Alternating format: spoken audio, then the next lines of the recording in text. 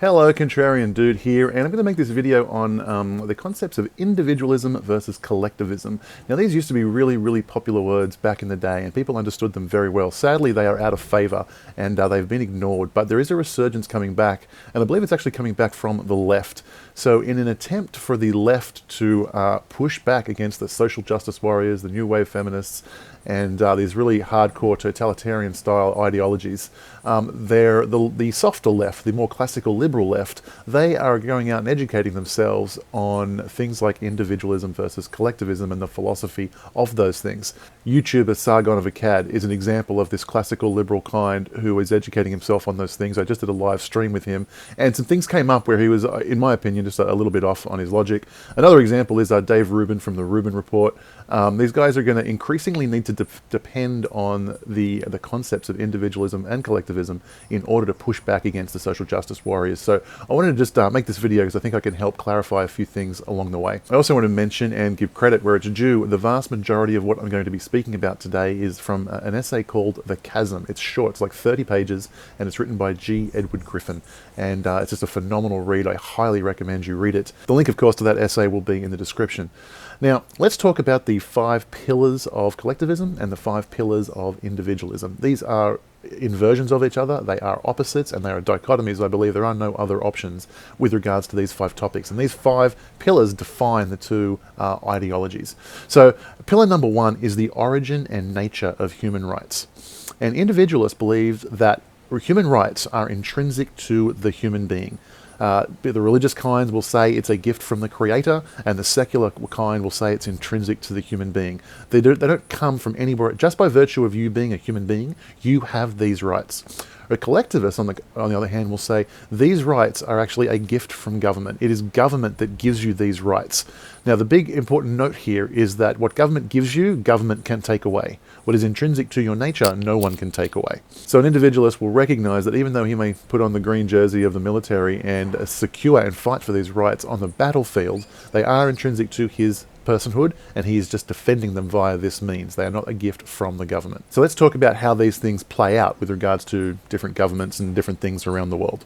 So the United States Declaration of Independence says, "We hold these truths to be self-evident that all men are created equal, that they are endowed by their Creator with certain unalienable rights." Unalienable meaning they cannot be separated from the person under any circumstances. "Among these rights are life, liberty, and the pursuit of happiness. To secure these rights, governments are instituted among men." So this represents the individualist philosophy. Governments are instituted to protect and secure rights which we have just by virtue of our personhood. Let's contrast this to the United Nations, and Article 4 of the United Nations Covenant on Economic, Social, and Cultural Rights says, "The states parties to the present covenant recognize that, in the enjoyment of those rights provided by the state may subject such rights only to such limitations as determined by law." Right? So rights are a gift of government, and that which government gives, government can take away. So you have these rights as determined by law. So if we change the law, you don't have the rights anymore. Pillar number 2, group supremacy or individual supremacy. Collectivists believe that the group is superior to the individual. And on occasion, you will be required to sacrifice individuals for the sake of the group. Said another way, whatever they believe does the most amount of good for the most number of people, that is what they're advocates of. But because human beings are fallible, we have biases, we have prejudices, we have passions, very quickly and easily this concept is distorted. And this principle of doing the greatest good for the greater number of people has been responsible for some of the most horrific acts the world has ever seen. That is why Hitler had no problems sacrificing just a few undesirables, Jews, homosexuals, Catholic priests, the invalids. If we just kill them off, eradicate them from the gene pool, we will create a master race, we will rule the world. And yes, we had to sacrifice a few million people, but tens of millions of people will live a better life because of it. Stalin and Mao did the same thing, believing they could create this communist utopia.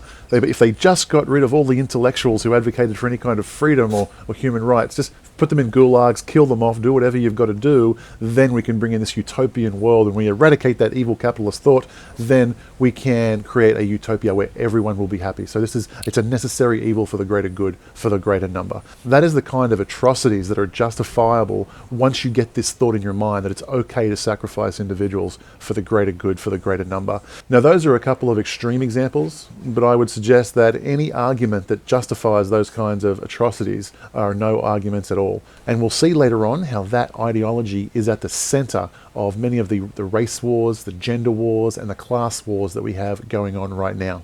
The third pillar is coercion versus freedom. A collectivist will use coercion because for them they're justified in violating individual rights to achieve some higher collective goal. So we're clear about the definition of coercion. Coercion is the use of violence, threat of violence, or fraud to achieve your means. The individualist believes that those methods are immoral even when in the pursuit of virtuous goals. The individualist uses moral methods like the power of persuasion, the power of good example, and the power of ostracism. This is one of the easiest ways to identify a collectivist or an individualist. A collectivist's gut reaction to almost any problem in society is there ought to be a law. This is one of the easiest ways to identify a collectivist versus an individualist.